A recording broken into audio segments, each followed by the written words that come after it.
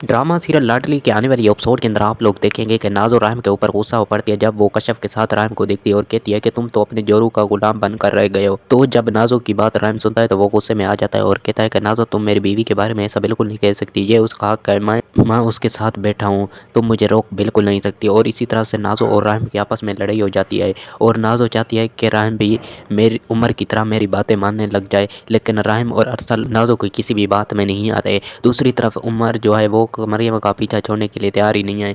वो उमर अरसल से कहता है कि तुम कहाँ गए थे?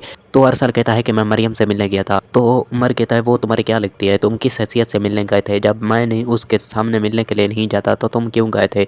मुझे ये बिल्कुल समझ नहीं आ रही। उमर की इन बातों की वजह से अरसल बहुत ज़्यादा गुस्से में आ जाएगा और कहेगा कि मैं मरियम भाभी से मिलने गया था क्योंकि वो दोबारा से तुम्हारे बच्चे की माँ बनने वाली है। और इसी तरह से उमर जब ये सब कुछ सुनेगा तो वो दोबारा से मरियम के आगे पीछे जाना शुरू कर देगा और मरियम से कहेगा कि मुझे माफ़ कर दो, मुझसे बहुत बड़ी गलती हो गई, मैंने पहला बच्चा भी नादों की वजह से हमने अपना बच्चा खो दिया और अब मैं दूसरा बच्चा नहीं खोना चाहता। तो मरियम उमर की कोई बात नहीं सुनेगी और कहेगी कि तुम निकल जाओ मेरे घर से, मुझे तुम्हारे साथ बिल्कुल नहीं जाना। ये सब आपको ड्रामा सीरियल लाडली के आने वाली एपिसोड में मालूम होगा।